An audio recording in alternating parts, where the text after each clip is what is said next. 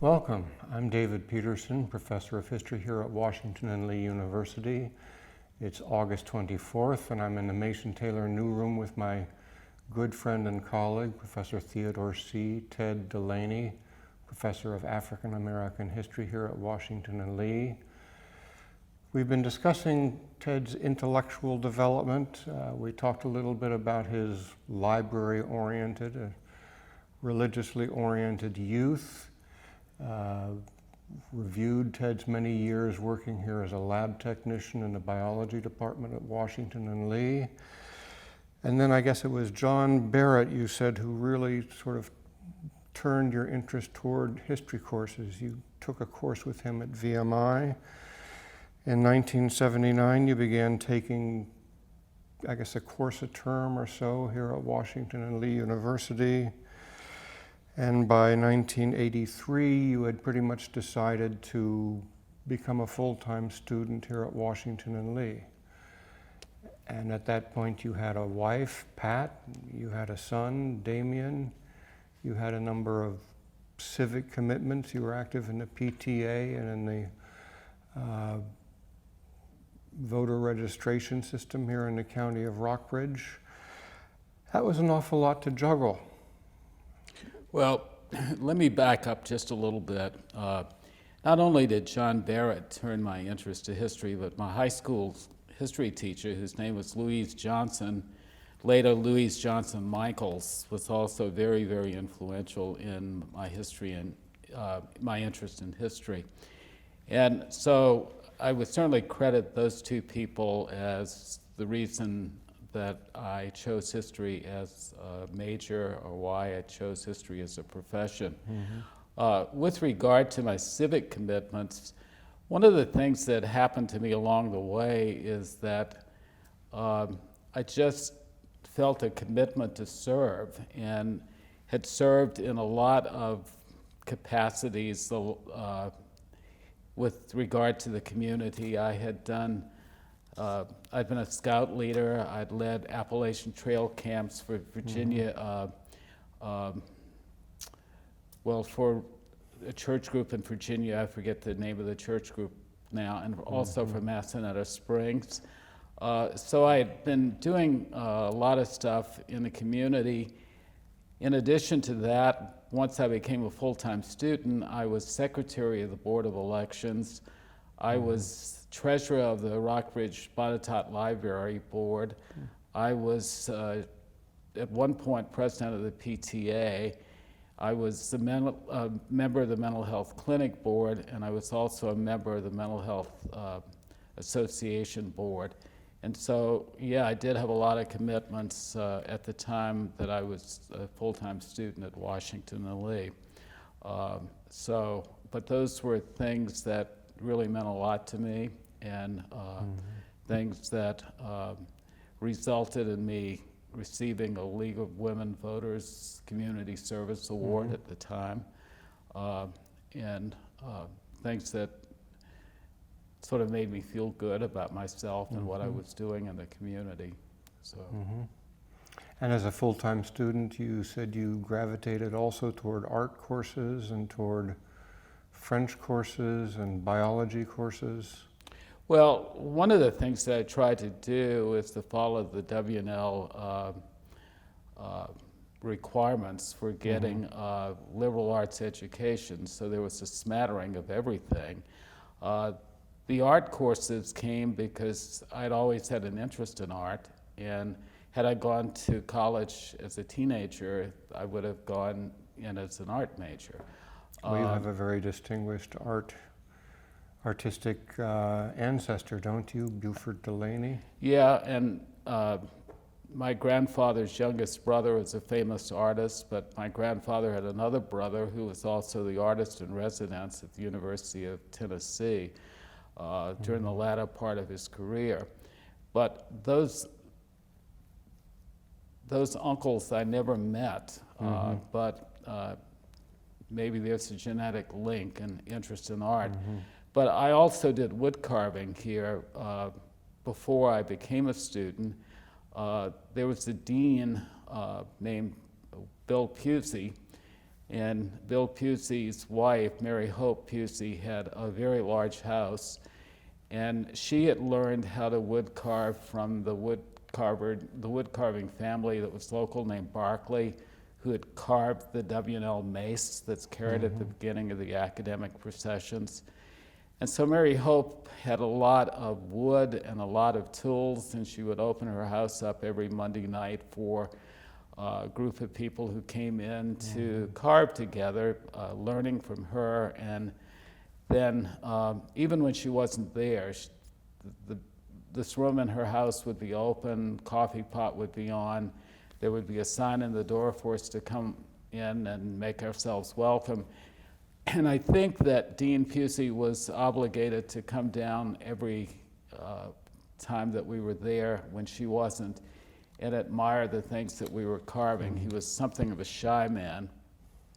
And, but she oftentimes supplied fine woods like Honduras mahogany or walnut or whatever we were working in. And so that had gotten to be sort of an avocation that carried over into taking 4 courses in studio sculpture when I was a student here. Although I didn't do anything in wood in the sculpture studio. And that's another story for another time, perhaps. But the French courses would certainly be in compliance with the liberal arts requirements at W&L. The biology courses, the arts and the sciences, all a part of that. And so I had a good time as a student and enjoyed the courses that I took immensely, and enjoyed the fact that my son was very, very much a part of seeing his father being a student ever since he was old enough to go to school. So You've told me stories, in fact, of sitting doing homework in the evening at the kitchen table, I guess, with Damien, both of you doing your assignments. Right, absolutely. But you did gravitate again to history as a major, so you presumably worked with Professor Holt Merchant and Professor Bob McCarran. Yeah, I worked with Merchant, McCarran, and Parker, and I was more interested in what Holt was doing than what the other 2 people were doing. Holt was teaching Southern history, and I think that it's very, very difficult to be African American and not be interested in Southern history. And so I found myself caught up in his Old South, his New South, and his Civil War classes. Also his course on sectionalism. Parker's class intrigued me because Parker was using primarily, and I don't want to use the same word twice, but he was using only primary source books. And so reading Latin American history from the perspective of people who lived during the time was unique, although the problem with those courses was that there were no secondary source books used, so there was no skeletal framework of the government that was being put in place, or the governments that were being put in place in colonial Latin America. But nonetheless, I was intrigued by learning about colonial Latin America. And to some extent, I was intrigued learning about colonial America from colonial North America from Bob McCarran. And so these were the 3 people that I most readily worked with in the history department during the time I was a student. And being a mature student, was it comfortable working with faculty who were almost or about roughly the same age as yourself? Not always. Barry Machado wouldn't let me take any of his classes because he said we were too good of friends. Oh. And so, so I didn't have a chance to do diplomatic history classes, which I regretted. Holt Merchant's classes were fun. Holt's approach was very, very traditional, and keeping up with the lectures was difficult because he would lecture pretty rapidly. But I had permission to use a tape recorder, and I would rewrite the lectures after class, listening to the tape recorder. So my lecture notes were almost like a transcript. But it was a good experience. It was an excellent experience. And Holt was a good mentor, and I became a good friend. He also did not let friendship get in the way of his red pen. And, he's famous for his red pen. well, not only is he famous for his red pen, but one time I got a C in one of his classes, and but this was also the uncomfortable thing about doing it at W&L. It had been nearly 20 years since I'd been a high school student, and the idea that I knew the faculty so well and might fall on my face in front of people that I knew was a frightening thing. And so it might have been more comfortable doing the degree someplace else for that reason. But, and I once had a student who accused me of being in a situation where I didn't have to worry about the grades because all the faculty were my friends and I would just float through. And it certainly was far from that. I made 5 C's when I was an undergraduate, and I am proud of those 5 C's, but I did finish cum laude, and grade point average was almost high enough to be magna cum laude, but that was not the case. So, Well, a C then was much higher than a C is today, really. yeah. And how about your relations with students in the courses? Did they find it awkward or uncomfortable? Well, the relationship with students was fantastic. First of all, my notebooks were very popular at exam period because I took good notes. I rewrote my notes after class. And so students would ask if they could copy my notes, and I didn't care if they did. And so my notebook was in great demand. But I also got invited to be parts of study groups with students. And study groups were interesting, especially studying art history classes, because there was a guy who took art history classes at the same time as me named Ted DeLaney. And I recall, it seems that he was from South Carolina. But he would find these dates for the painting in brush strokes. Now he was imagining the dates in these brush strokes. These were some crazy mnemonic devices, but it would be so funny that everybody would remember that painting is from 1828 because Ted LeClaire said it was, because in that curl on that woman's head he could see a 1828 that really wasn't there. But those sessions, those study sessions were great. The only thing that was difficult about those study sessions, and at the time, the cockpit, which is now the mailroom, was the student center, and it served 3.2 beer. And so the guys would be eager to go over there to get beer after the study sessions, and I never got invited.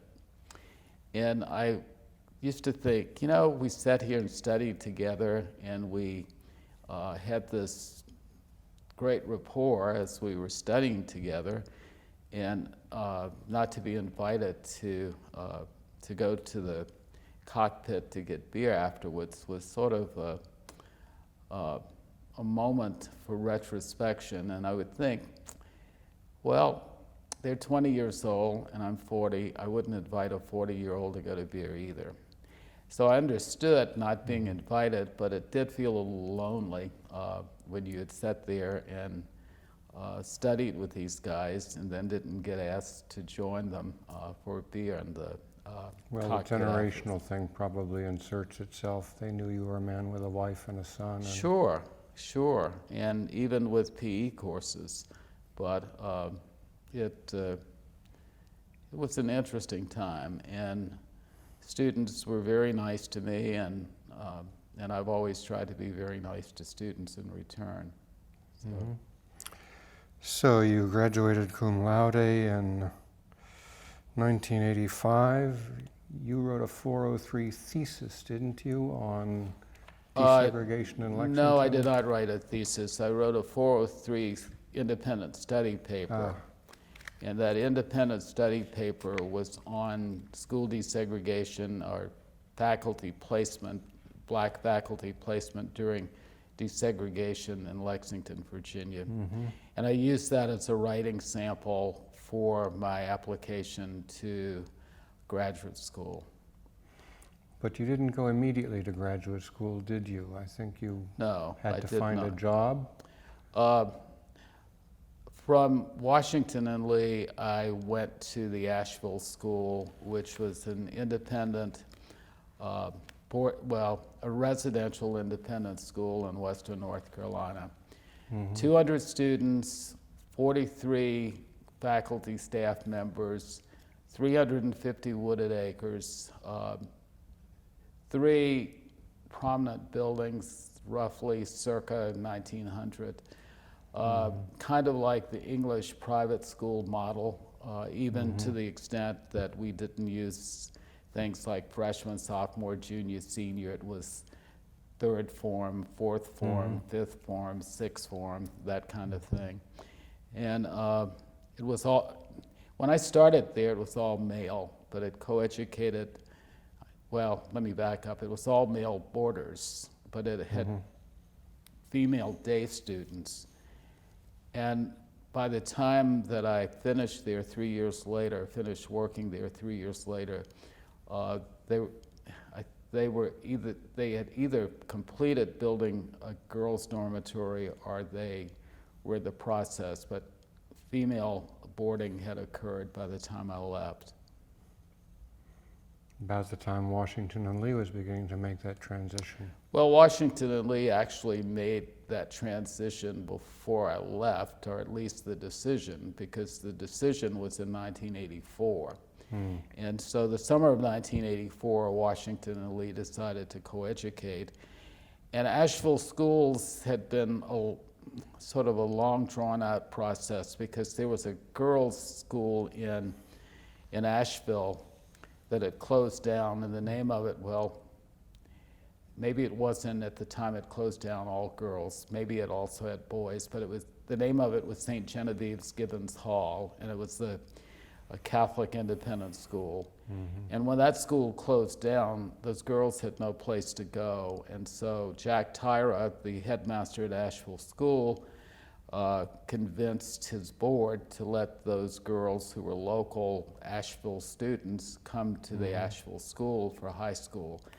And then there was the subsequent move to female boarding, which was what I was referring to a little while ago. So the closing of St. Genevieve's and the coeducation of day students at Asheville actually happened prior to the Washington and Lee debate about coeducation.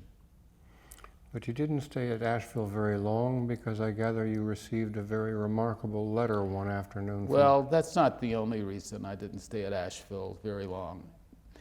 The job at the Asheville School was one of the most demanding jobs that I ever had. My weekend oftentimes amounted to about 15 minutes. There were 6 days of classes. I was supervisor for a dormitory hall that 30 boys lived on. I had to teach history and ethics classes, and in addition to that, I was in the outdoor program, so I had to work in the mountaineering program, and I took kids on 4-day backpacking trips because mountaineering was a required activity for graduation even. And so the time of a faculty member in a school like the Asheville School was very exhaustive. And I literally worked with students in the morning from 8 o'clock until 11 o'clock at night when lights were out on the dormitory hall. And then I had my class preps and grading to do. And so I was exhausted at the end of 3 years. And so at the end of 3 years, I get a letter from Holt Merchant says, and of course Holt is always given to being overly optimistic and given to hyperbole. And the letter pretty much said, why don't you go to graduate school, get a PhD, and come back here to work? And of course, none of that is going to happen very easily. And the presumption that I would be able to come back here to work is like pie in the sky. And so I was so surprised when I got the letter. It sort of fell out of my hands when I was reading, but I had been thinking about going to graduate school to get a master's degree, because I think you need, when you're teaching high school, more than a bachelor's degree in US history to do a good job. You don't have enough background. With a master's degree in history, you should at least have a textbook knowledge of American history. I don't believe you have that with a bachelor's degree. So I wanted to go to graduate school to get a master's degree. This had been percolating in your mind. Right. And I hadn't thought about leaving secondary teaching. But when I got to graduate school, the bug was there, and I stayed longer than my wife or I had anticipated. So. Well, where did you go to graduate school? I went to graduate school at the institution we have in common, the College of William and Mary, and I have no regrets. It was probably the perfect place for me. They only took 6 PhD candidates in history a year, but they only offered degrees in about 5 or 6 different, well, they only offered PhDs in about 5 or 6 different areas anyway. So it was a small graduate school, and having come out of a small undergraduate program, the fit was absolutely correct. The one thing that I would like to say about this, because you brought it up earlier, and this is a 403 paper in about school desegregation and using it as a writing sample. One of the things that I've found that's been very, very difficult in my life, including in academia, is to get away from the issue of race. And so this paper becomes another problem, or maybe problem is the wrong word, but certainly a red flag. As I said, they only took 6 people into the program a year, and that meant they had 6 fellowships to offer. And so I was one of the people who got a fellowship to enter into the class that began in 1985. About 3 months prior to that, prior to school starting at William and Mary, I got a telephone call from the head of the director of graduate studies in history. And it was one of those hemming and hawing kind of conversations. And he said, I've got a question that I need to ask you that I don't feel very comfortable about asking.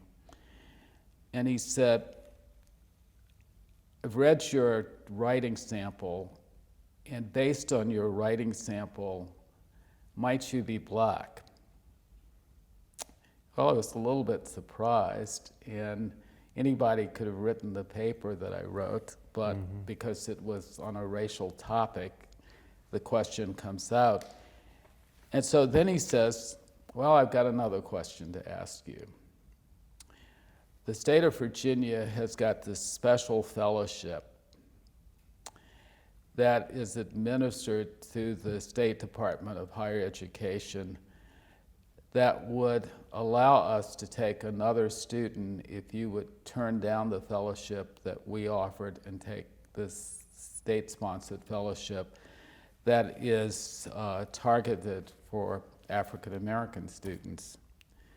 And so you find yourself in an awkward situation because are you really going to say no to someone you've never met who's the director of graduate studies and who's saying, well, there's this other pot we can go to for you.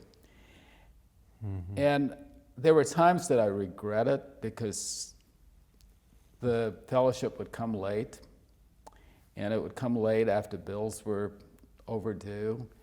And so it did not come at the same time as the fellowships that my peers received. Plus the fact, it also occurred to me that this fellowship that could have been used certainly to pay for another student of color was not. Instead, it went to fund another white student in reality. And so one of the things about race and academe is nothing is ever black and white, but there are all kinds of shades of gray out there. And so this fellowship would also come back to haunt me at the end of the program, because at the end of the program, George H.W. Bush, as president, wanted to get rid of race-identified fellowships and scholarships.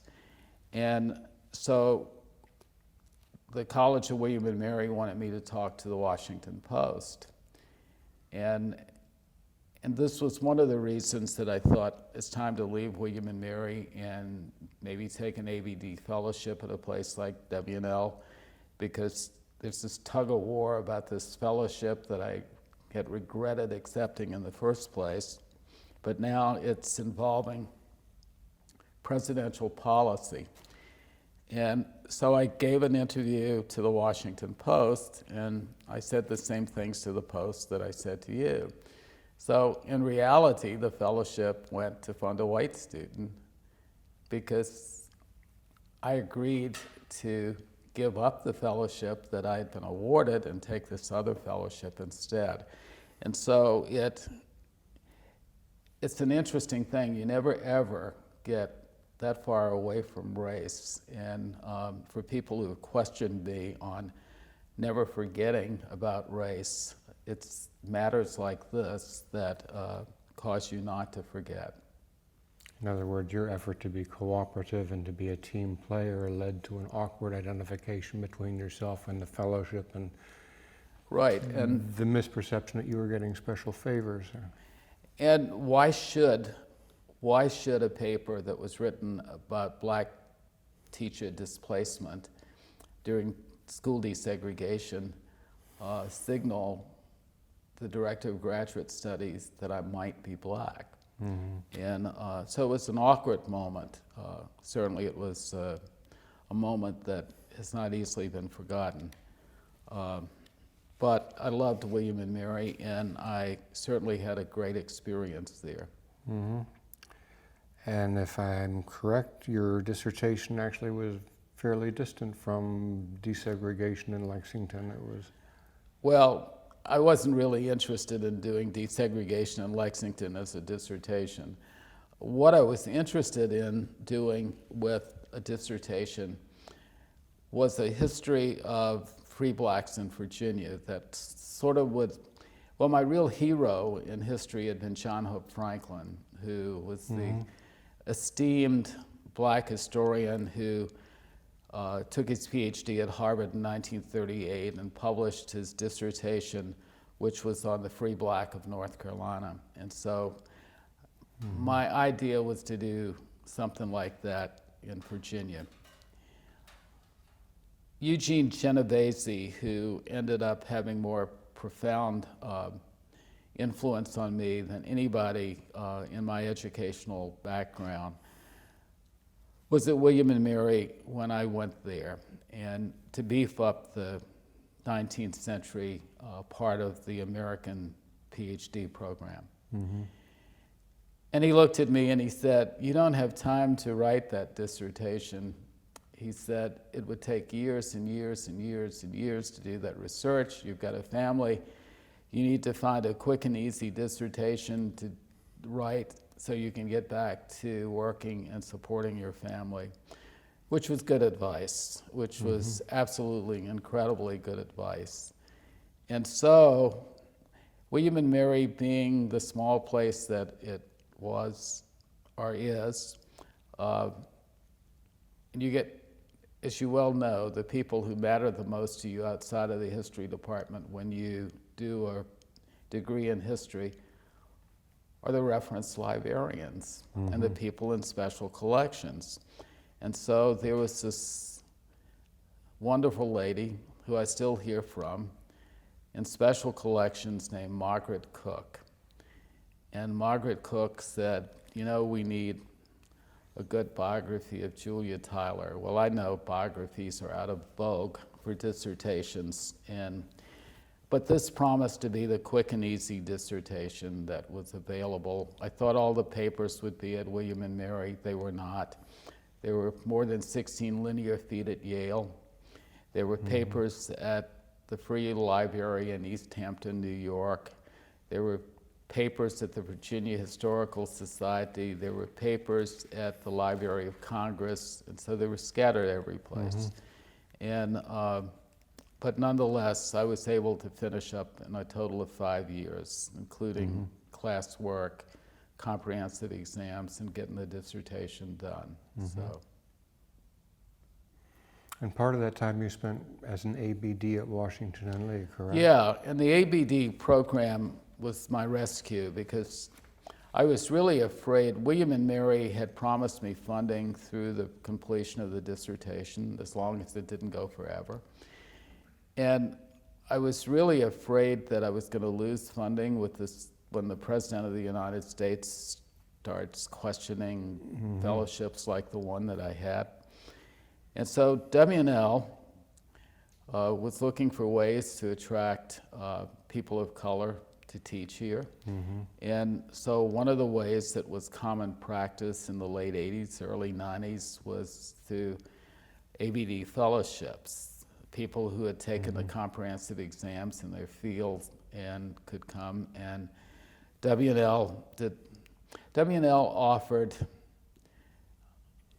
pretty much the same place that other people offered it with the ABD fellowship. I had the possibility of getting one, for instance, at Loyola Baltimore as well. W&L paid me $20,000 a year, and for $20,000 a year, I taught 2 courses, and they provided $2,000 for travel money for me to do my research for my dissertation. And so I was able to spend time at places like Yale doing research and other places. And during that time, I had some great experiences as well, because the teaching experiences were unique and were a lot of fun. Which courses did you teach? Well, one of the courses I taught that was really funny was Holt Merchant's Old South. He was so impressed that I'd studied with Eugene Genovese that he said, you need to teach that course this year. You know more about it than I do. And if you could have seen the look on the students' faces when I walked in the classroom. There was one black student in the room, and it must have been 22 or 23 students in the class. And they all looked like they'd swallowed a canary. I mean, they were so shocked. And I had a great time with that class. By your age or your race or both? I think it was like, guess who's coming to dinner? And the idea that Merchant wasn't going to be teaching, but there's this black guy and we don't know who he is. And surely none of them knew who I was. I'd been gone too long. And I had one student who sat mid-center of the room, and she glared at me for about 2 or 3 weeks like she was just furious. And one day she came to my office to talk about a paper, and I said, what is wrong? And she said, I don't like people who put down the South. And I said, have you ever heard me put down the South? And she said, no, sir. And I said, well, I try to be objective when I teach. And I said, we will be critical of the South when the South is due criticism. And that criticism may be good or it may be bad, but it all depends upon the situation. And she wanted to talk about a research paper, and I turned her on to a book that had been written by Elizabeth Fox Genovese, named within the plantation household, white and black women in the plantation South. She loved the book. The glare turned to a smile, and she became a great friend. But one of the students in the class now has a PhD in history, a guy named Dan Knight, who is actually from the same town as the young woman I was talking about. And so there were some really fantastic kids in the class that I got to know and really enjoyed. Merchant did not offer the New South to me the next term, however. He taught that himself.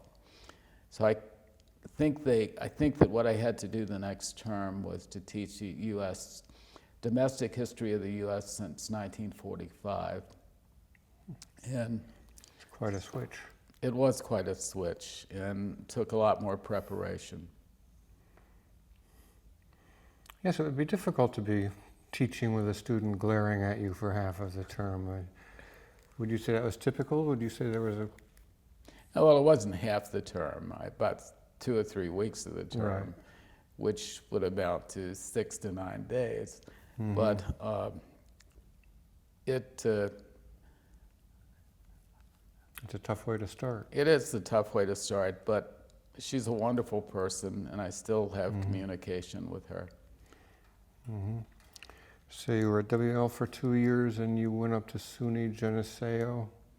Well, I was at WNL for 2 years, and those 2 years ended with the reality that I didn't have a job here. And I later found out a delegation of students whom, as I understand, were all white male, went to see President Wilson to ask him to find a way to keep me here.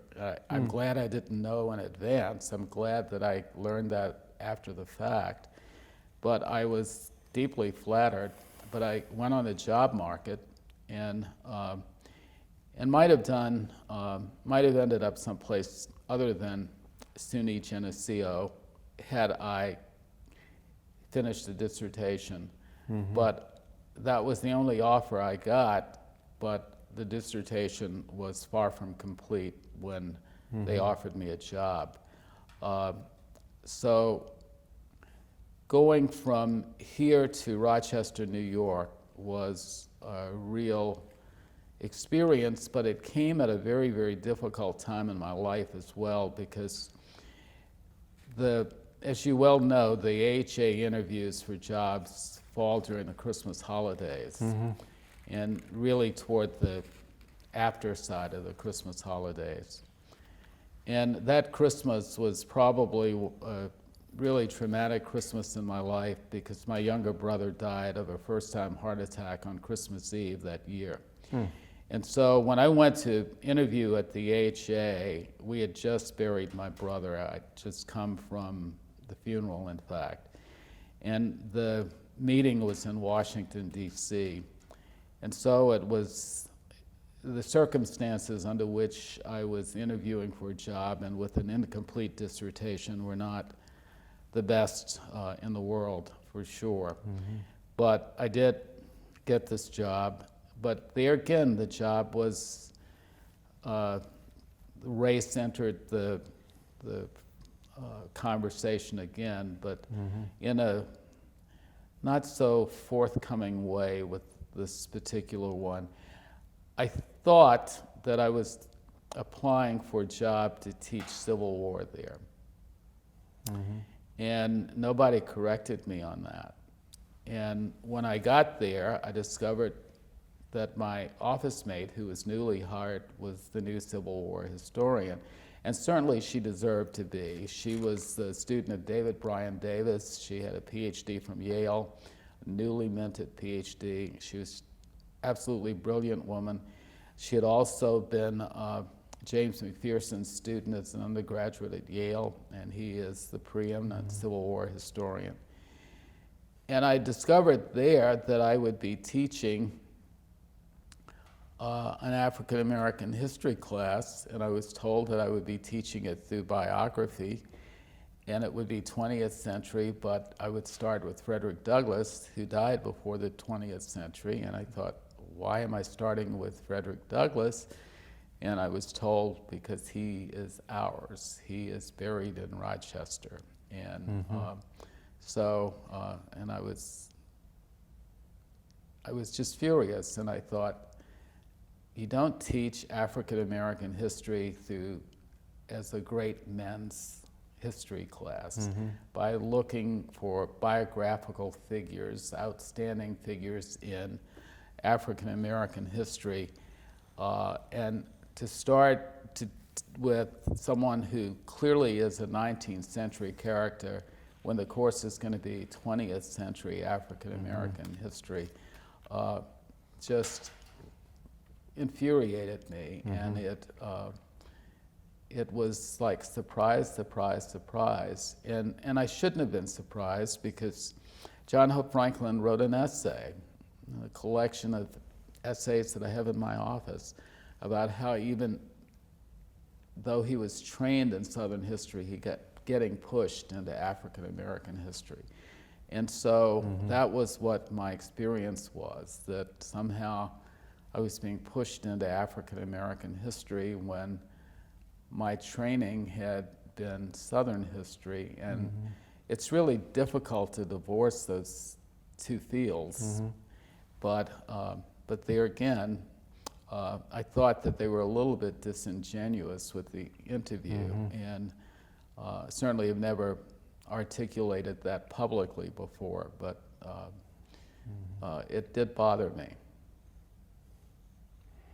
So it's happy that you were able to come back to Washington and Lee in 1995. Well, the circumstance that caused me to come back to Washington and Lee, that I've already said in other interviews, and I will say in this interview, is that the State University of New York at Geneseo was a very, very rough place to work. And to call it a rough place to work is sort of startling, because you don't think about academia that way. Harry Porter once said to me, everybody needs to have an experience teaching at a public university. And certainly my experience teaching at a public university in this case was horrific. There were people who had restraining orders against students. And the idea that people were so frightened of students that they would have restraining orders was unbelievable to me. And I had an incident with a black male student in that very African American history class that I was told that I would teach. And I was using the first narrative of Frederick Douglass, where the narrative is more of an argument against slavery than it is an accurate biography. I mean, some of the stories that Frederick Douglass tells in the narrative are completely implausible and would not have happened. And so I'm explaining this in class, and after class, this very large black man who was a sophomore comes to my office, and he's very, very upset. And he begins by telling me that I know nothing about slavery, which is really interesting when you've gone through graduate school and you have studied with the foremost authority on Southern slavery, that you know nothing about slavery. He also told me that I gave white people too much credit in my lecture. And the third point, which was even more insulting, was that I was the kind of African American professor that was an embarrassment to black students. And so I tried to explain to him what I had done with the lecture, only to have him repeat that litany again. And I was hoping he would drop the course. He did not. And so he stayed in the course for the whole term. And the whole term, there were barbs. And the barbs were not serious enough, at least through most of the term, that I worried too much about it. I always approved term papers, and I cannot imagine approving this term paper ever unless I was just absolutely scared out of my mind. But he wrote a term paper where he compared Benjamin Franklin with Stokely Carmichael. I mean, probably the most absurd term paper anybody could conjure up. And by the time I was grading it, I was just fed up. And I found myself becoming the real coward as I graded the paper, given the fact I was always hearing these stories about people with restraining orders against students. Mm-hmm. And I wrote in the margins, as we tend to do, everything that was wrong with the paper. But I gave it a B that I should not have given. I should have given it an F. And in any case, giving it a B accomplished nothing. And he shows up at my office. I've got an office mate, as I indicated before. But aside from her presence, and she's a white female, aside from her presence, there's another young white female who I was an adjunct, and I would let her use my computer because she didn't have a computer. Mm-hmm. So she was sitting at my table using my computer, and the student barges in. And the hall was wide. I took him across the hall to a bench to sit down to talk about the paper, telling him what's wrong with the paper as gently as I can. And he says, "No, that's not what's wrong. What's wrong is you don't like me." And at that point I said, "Conversation is ended," and I walked back into my office, and he followed me.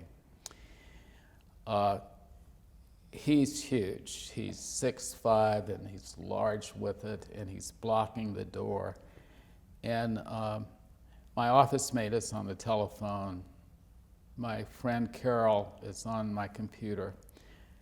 And at one point, I asked him to leave, and he doesn't.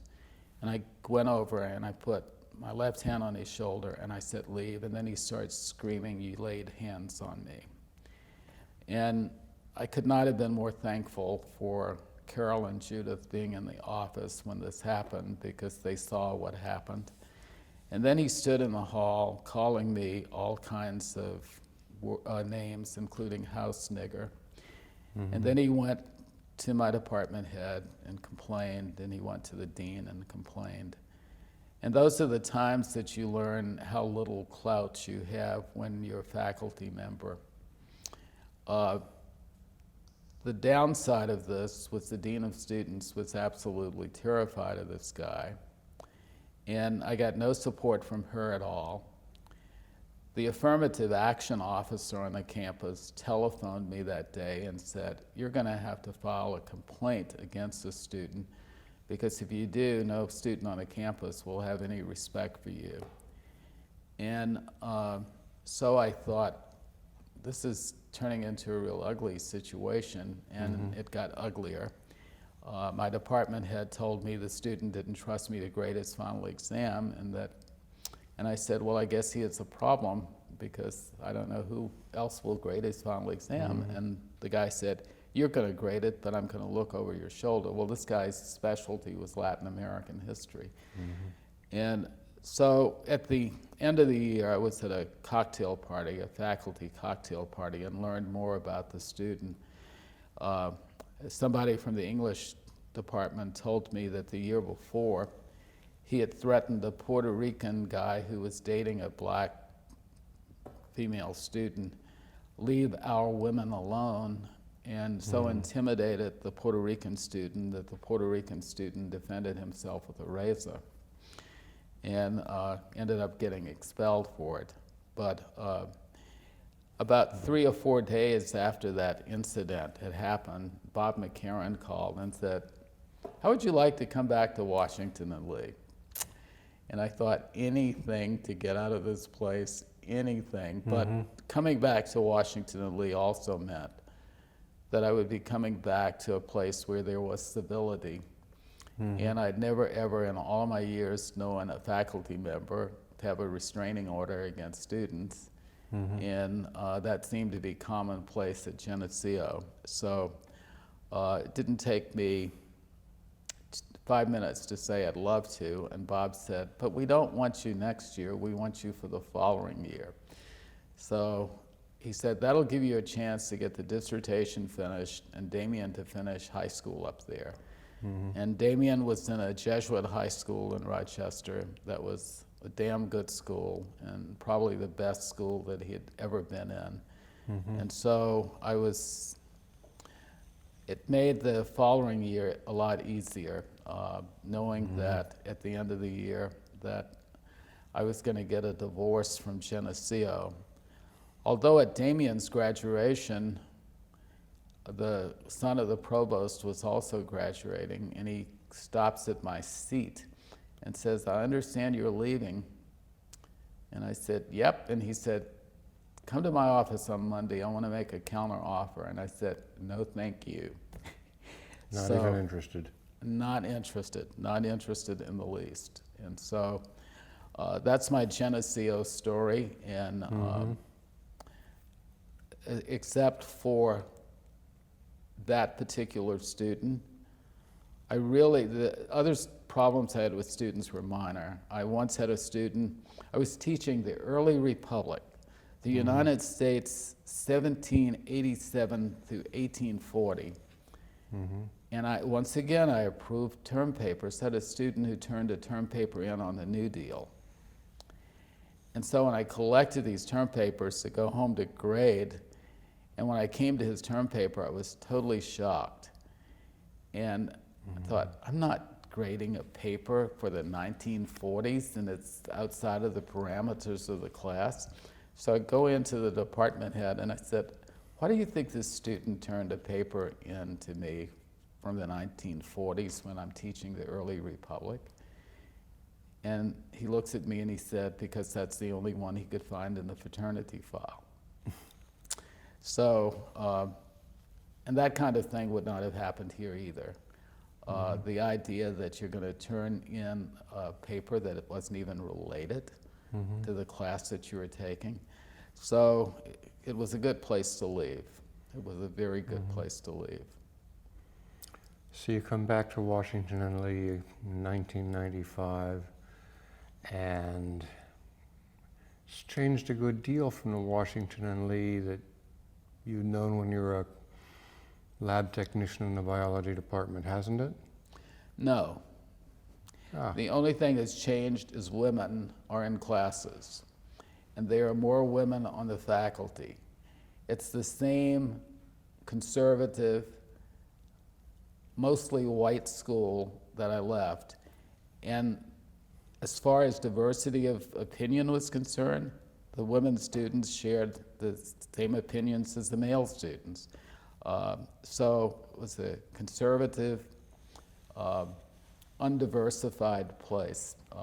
So it was nice to have women in class.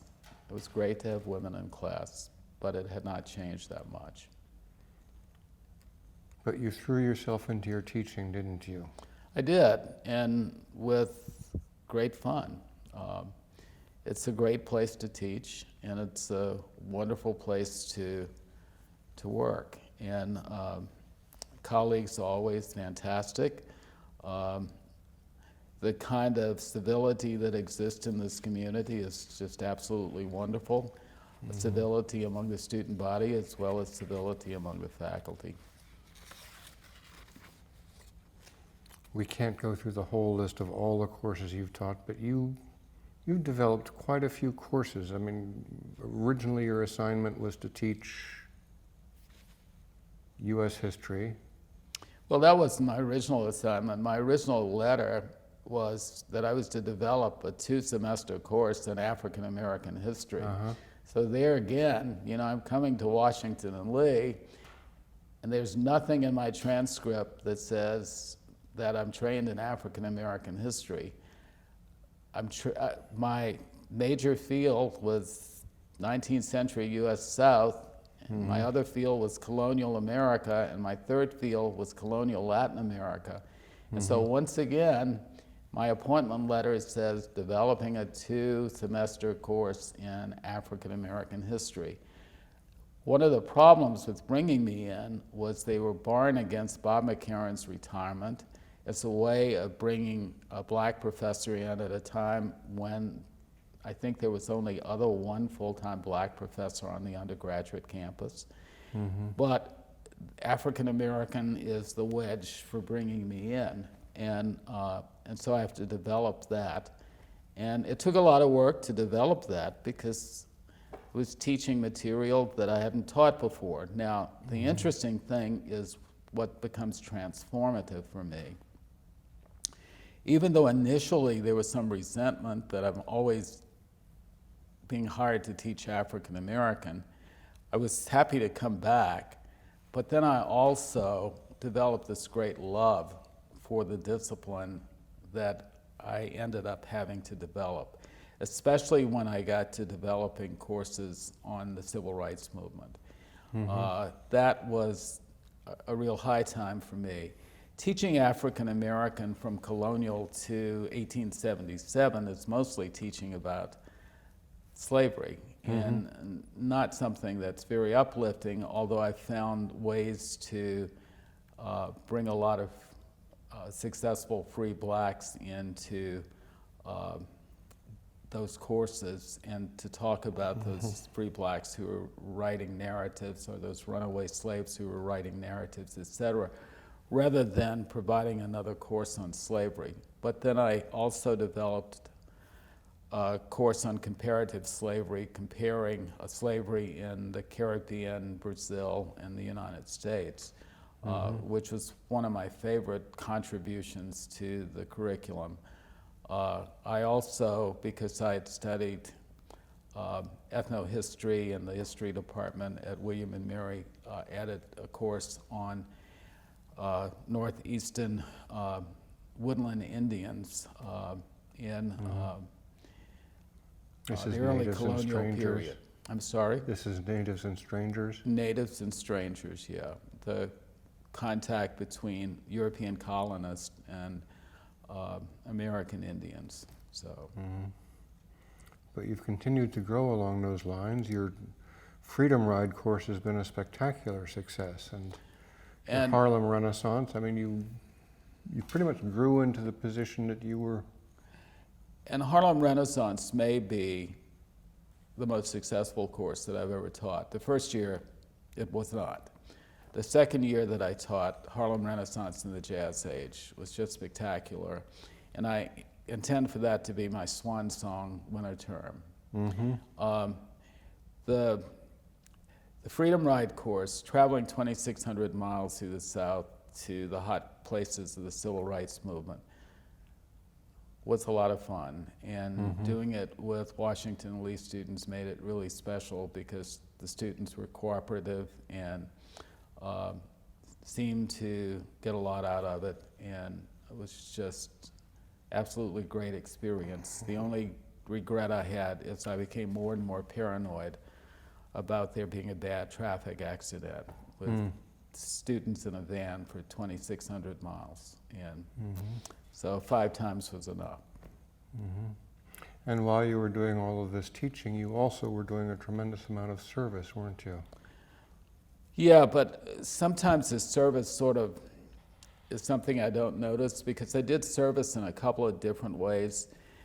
I did service for the Southern Historical Association. I did service for the St. George Tucker Society, which is an interdisciplinary organization of Southern specialists, but also did service at Washington and Lee, whether the service be things like being on the task force that was for diversity that was back in the 90s, or being on the Shepherd Committee for Diversity that was back in the 90s, or being on Student Affairs Committee once, or being on the Faculty Executive Committee or the Advisory Committee. I mean, you rattle off all of these things.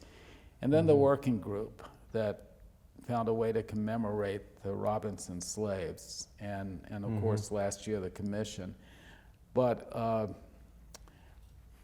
one of the things that I fear that a lot of people don't realize when they come to teach at a small private liberal arts college is that there's not a gigantic staff of administrators to do the service things, and that faculty members really have to step up to the plate. And being, always I've tried to be a team player, and so I try to do my share. And the same is true with being department head. When I was asked to do it, it was my turn to do it. But when I was not department head, I tried to be flexible with when I would teach so that it wouldn't be a problem for the department head, and that is a kind of service too, or to do service within the department that's badly needed as well. And so that is just a part of who I am that goes back to being president of the PTA or secretary of the Board of Elections. I've always done that kind of thing. So, so that is just boilerplate. Well, it must be gratifying to be recognized. It must be have been very gratifying to be inducted into Omicron Delta Kappa. That happened, what, 2001? Yeah, it happened 2001, but that was the same year that John Elrod decided that it was high time to include John Chavis into the canon of the university, and he asked me to give the Founders Day speech on John Chavis. Probably the most nervous I've ever been, because I knew that I was going to be speaking before most of the faculty, and I was a nervous wreck that morning. However, my reward was the standing ovation, which shocked me. And but the induction was sort of very strange, because in 2001, I didn't think I was doing much community service at all. And I was doing a lot of community service when I was a student and had a grade point average high enough to be inducted, and was not. And so I kind of thought it would have been nicer to have been inducted into ODK as a student than as a faculty member, who at the time, it felt like the reward for giving the Founders Day speech or something. But I also have been a faculty voting member since then for ODK and enjoyed that a great deal as well. Well, maybe it's time to wind down. I know we're going to have a discussion of the development of the African American Africana Studies program, and we'll be able to go back and talk some more about your teaching then. And we're going to have a little further discussion about your research into the desegregation of 5 Western Virginia counties. So maybe this is a good stopping point, and we can pick up these threads in the next couple of discussions. Okay, thank you. Thank you, Ted.